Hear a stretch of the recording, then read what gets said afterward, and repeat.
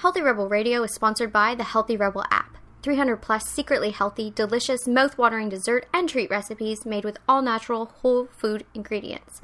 Now available for download on the App Store and Google Play.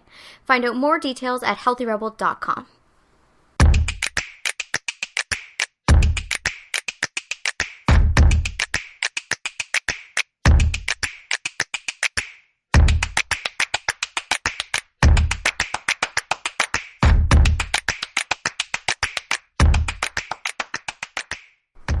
Welcome to Healthy Rebel Video. I'm your host, Dr. David Dizer. I'm here with my Damien Health Healthy Rebel co-founder, Amy Lane. Good morning. Good morning. Just a few quick health and wellness stories to cover today. First, I want to talk about the last couple episodes that we've done. We talked about thought patterns that can hinder weight loss effort. We had some great discussions. We covered a lot of different thought patterns that can randomly come up for anyone. And if you haven't heard those episodes yet, we encourage you to check them out. Before that, we did sort of the holistic approach to weight loss that we're extremely passionate about, and then we moved on to these thought patterns because I think they're an important addition to that holistic approach. So if you haven't had a chance to check them out yet, I strongly encourage the last two episodes to check those out as well. Mm-hmm. Today we have to talk about this new correlational study that came out this morning. It's a large population study looking at 157 countries and the incidence of cancer. And it's just repeating a lot of the same things that was publicized in the media in December about, what causes cancer, what can we add to the list, and we added processed meats and a few other things. They were looking at, okay, we have this list now. This list includes smoking, alcohol, low vitamin D status, poor diet, and lack of exercise. Mm-hmm. How does each one affect each type of cancer, and how does it relate to the differences in different countries? Okay, so it was an excellent study. It's not causation, but it was looking at huge population data, looking at correlations. So the point was the people who ate the most meat, the people who ate the most meat had the highest risk of 12 different types of cancers. I mean, it was extremely a positive correlation. And this was across a wide range of countries and populations, and they adjusted it for people who had these other risk factors, smoking, lack of exercise. It was all adjusted for that. If you ate lots of meat, you're at a higher risk of cancer. Wow. Does that surprise you at all? No. Still doesn't surprise me either. And I will say in that I always think of, even if you believe that eating meat is the only way to be a human on Earth, I think that the level of which people are eating meat is obscene. It's not the way it was supposed to be. It shouldn't be as convenient as going into a store and buying a piece of meat and then taking it home and eating it. I just don't think that's the way life was designed. No. And I think that it's toxic. Never before has meat been so readily available. I mean, it's not an issue for us. Aside from the fact that the quality of what's readily available, and it's just all bad. Definitely. In this study, I should mention the types of cancer that were correlated with high meat consumption, because these are the scary guys. These are the guys that, These are the bad cancers, right? Dave. I mean, but in all honesty, we're looking at cancers that affect most families in some way or another. Mm-hmm. The cancers that were most heavily correlated with high meat intakes were breast cancer, uterine and ovarian cancers, kidney cancers, pancreatic, prostate, testicular, thyroid, and multiple myeloma. So to me that says hormonal cancers. Exactly. So there's a whole other host of questions that come along with this. That's right. Why the heck are we seeing that? You picked it up right away. Yeah. With hormonal cancers, whether it's breast cancer, pancreatic, prostate, uterine, ovarian. It all has to do with different hormone systems. Right. So is it the actual meat in the way that our bodies are breaking down the meat, or is it what we've done to the meat? Antibiotics, hormones, the whole way that it's genetically modified, and the way that we're consuming it. Exactly. Or is it just the fact that this meat, carries a heavy protein load and a specific type of fat load, right, that is hard on hormone balancing? It's hard to say. Anyhow, the conversation that's most important is how do we step away from this high meat consumption? Easy. This is why, and I knew you were going to say that. What do you recommend? Like someone who's saying, okay, listen, there's breast cancer in my family. There's breast cancer in so many people's families. Mm-hmm. If you have someone in your family who is potentially at risk, or if you're at risk, mm-hmm. what are the first few steps you take to reduce your risk and knowing this correlation? Start eating plant-based proteins. It's so easy and it's inexpensive and it's delicious and you can do anything you want with them. So chickpeas, black beans, lentils, any type of bean that you enjoy. You know, add more quinoa and all the good stuff into your diet. Definitely. No, I completely agree. And a lot of people will say, oh, it's too much work. It's not. And how do you incorporate them?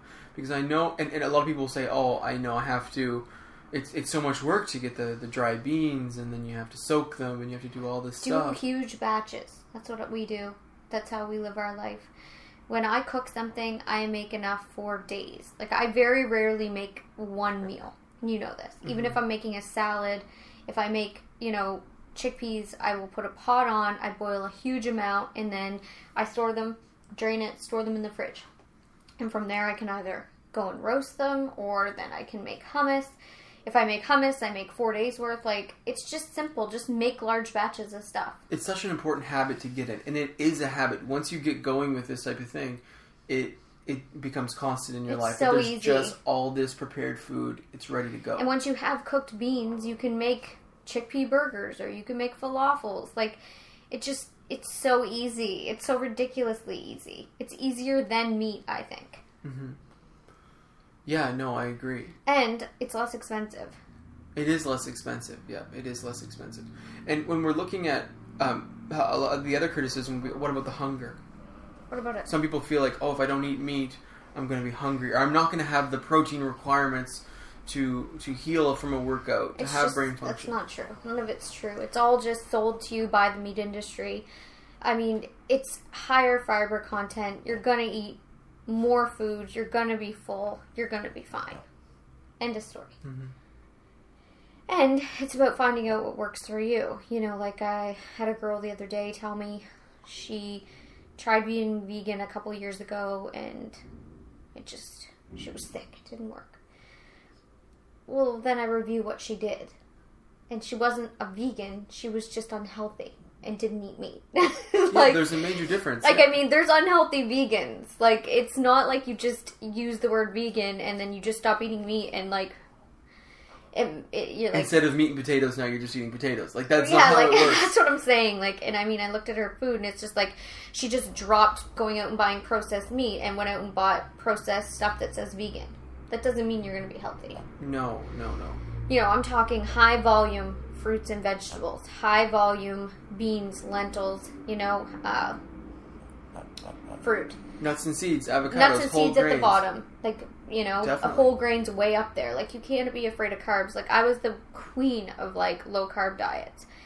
And it's just all bull. It's all bull. Mm-hmm. It's all bull. If you want to have... I should link some of my before and afters, but when I was eating no carbs to when I am now, I'm leaner, but my breasts went up a cup size. I'm leaner, but my skin has more elasticity. Yeah, your skin is the major difference with the whole grain. Yeah, it's amazing, mm-hmm. Right? That's when I started getting accused of getting breast implants. Mm-hmm. When I started eating carbs.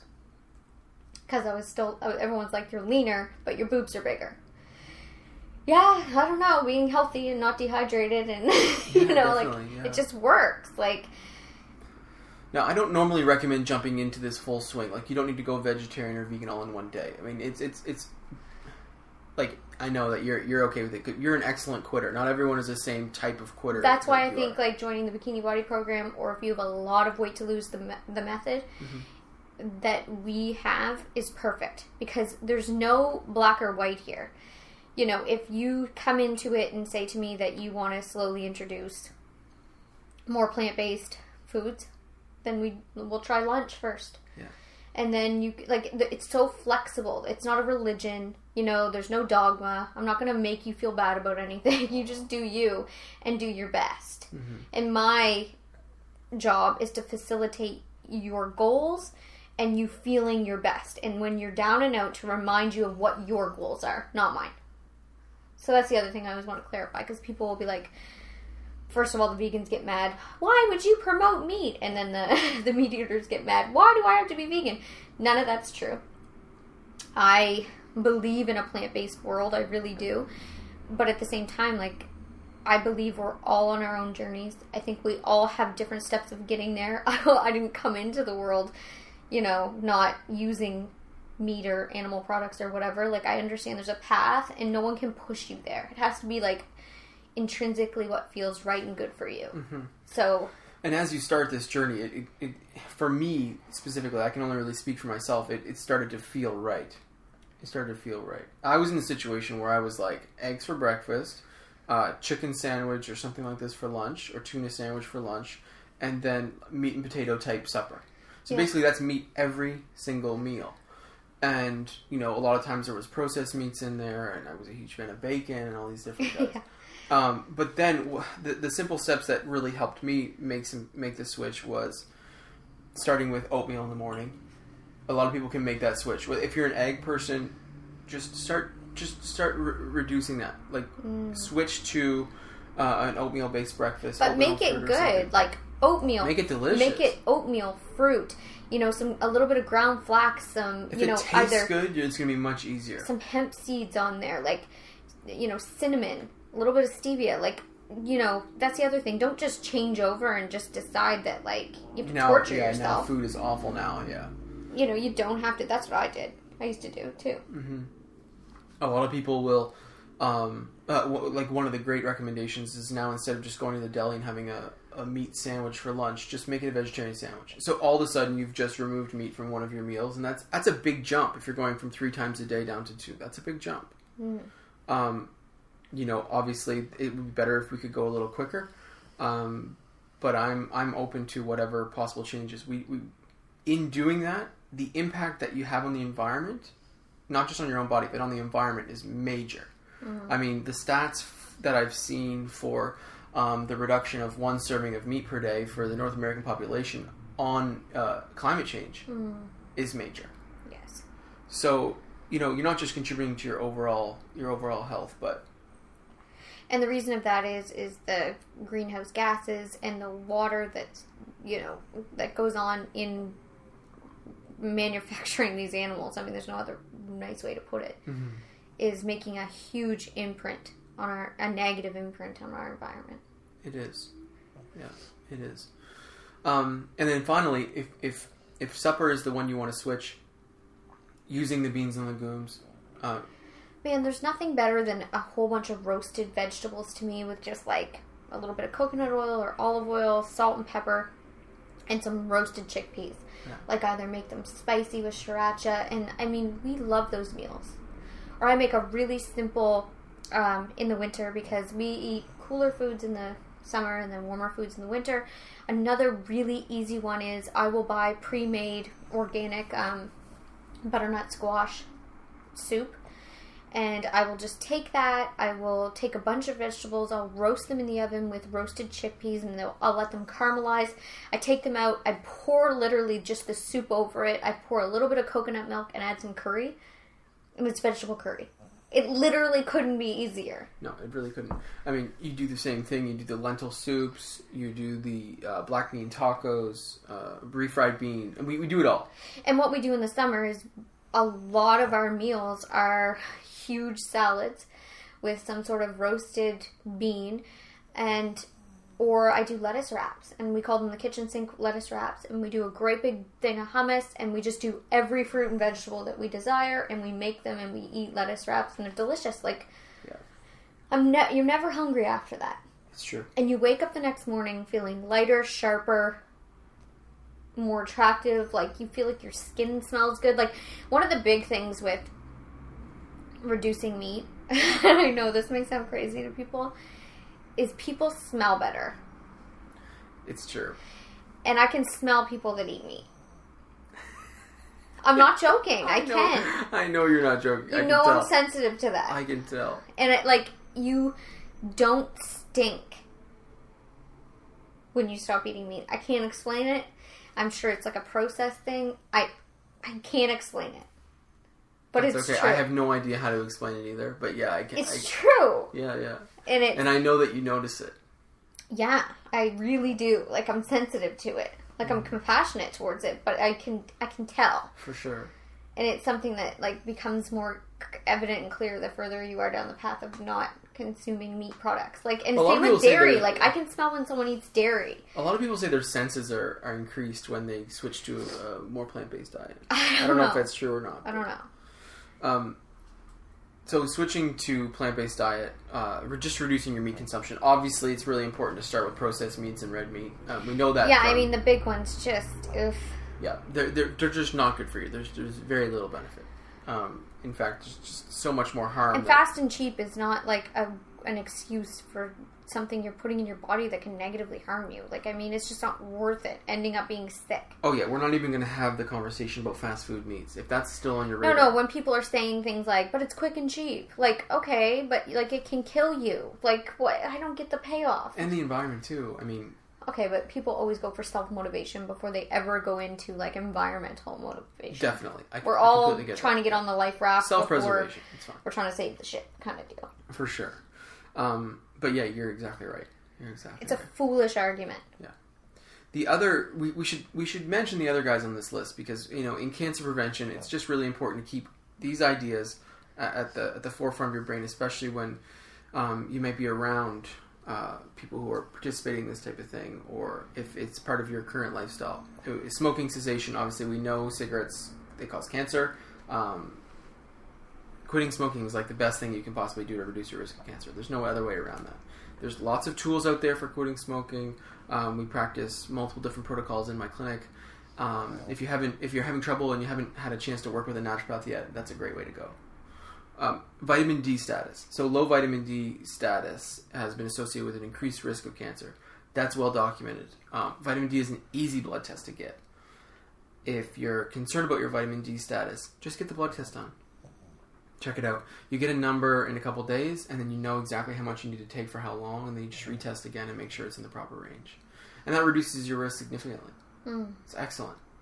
The other one is lack of physical activity or low exercise. Something you can switch today, literally. Walking.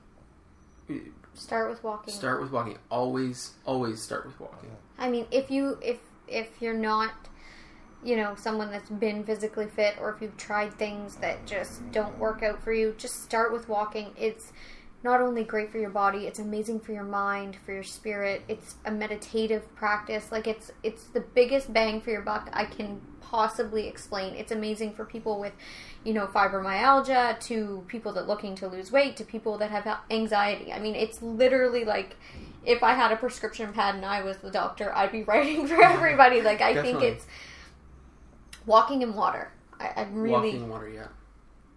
People will say, oh, it's boring. Well, that's a good sign, because it forces you to deal with... Also, if you're an adult, you need to stop saying boring. I'm sorry. That's true. I mean, boredom is the amount of energy it takes to avoid creativity or peace or whatever you're trying to avoid. There's no such thing as being an adult and being bored. I guess that's what I'm trying to explain. It's hard to get this point across, but because you're gentle. You do it quite easily. If you're getting bored while you're walking, just stop saying that.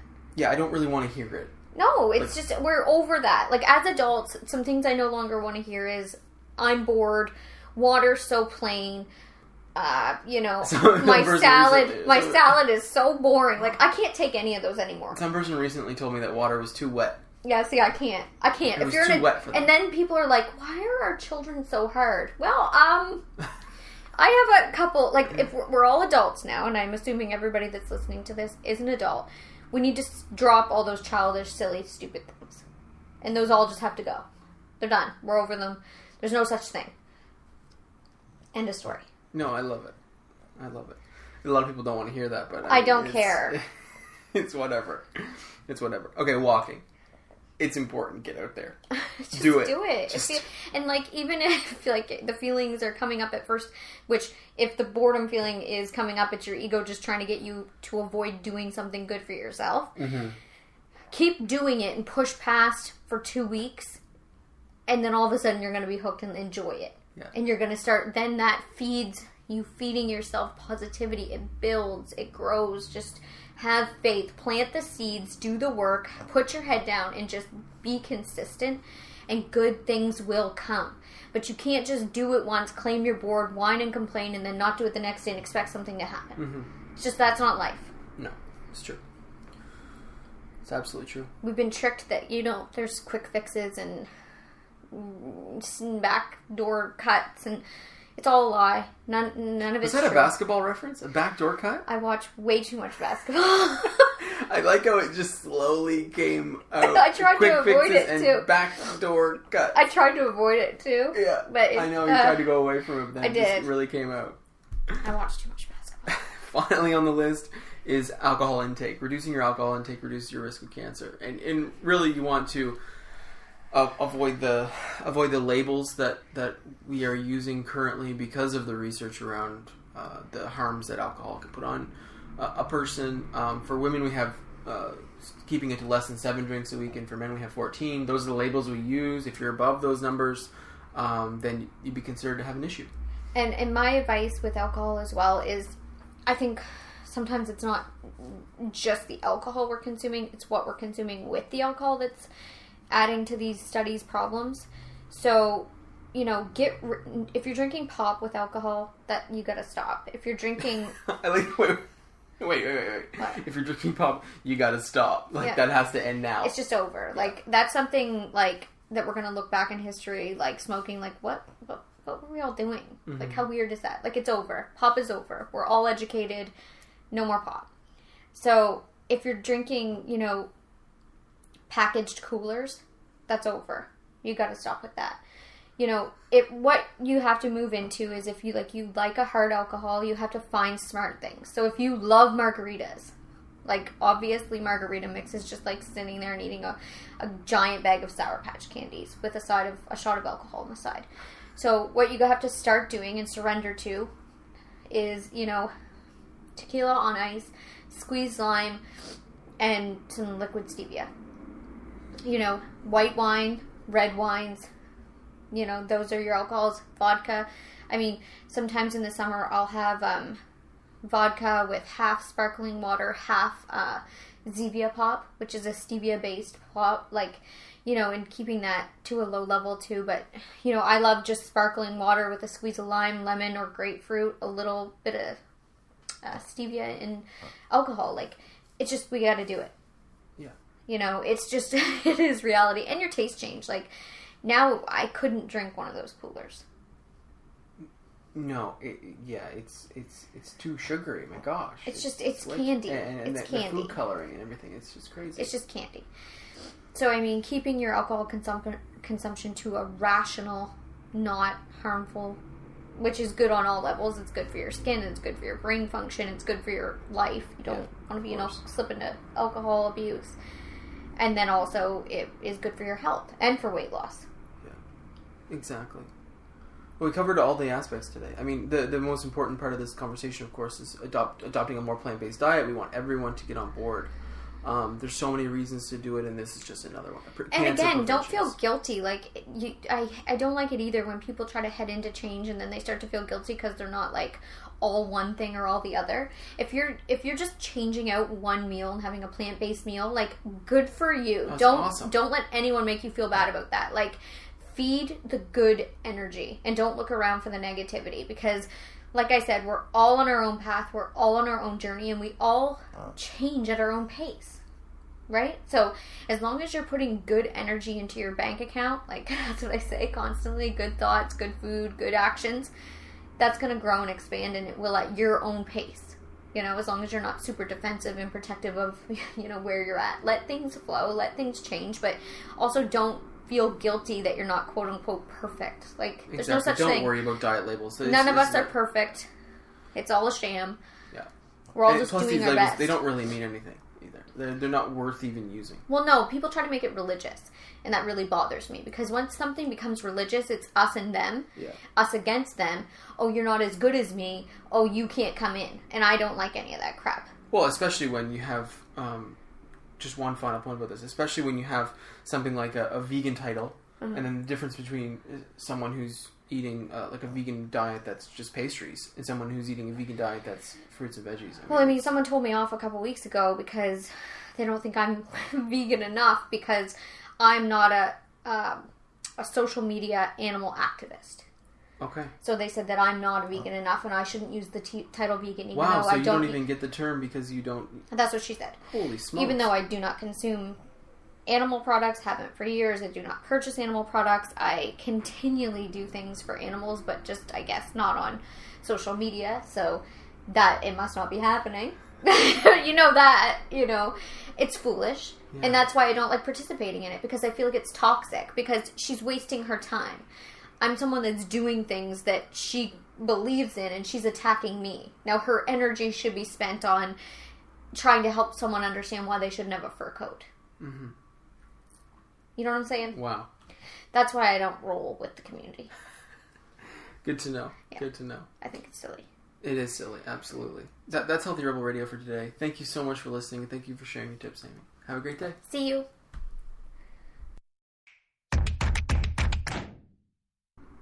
Healthy Rebel Radio is presented by the online health and wellness center, DamieHealth.com. Since 2009, Amy Lane has successfully coached thousands of women through her signature program, the Bikini Body Program. Join today to work exclusively with Amy to unveil your greatest yet to be from the inside out. Go to DamieHealth.com for more information. Thank you for listening to Healthy Rebel Radio. Please connect with us on our community pages on Facebook, Pinterest, and Instagram, all at the handle @DamieHealth. For weekly recipes, articles, and all our episodes straight to your inbox, join our newsletter at DamieHealth.com. You can find all the links discussed in today's episode in the show notes. Thank you for joining us, and see you tomorrow.